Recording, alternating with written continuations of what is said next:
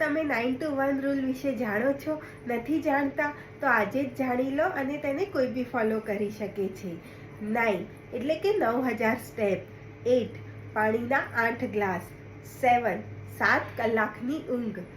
6 6 મિનિટનું મેડિટેશન.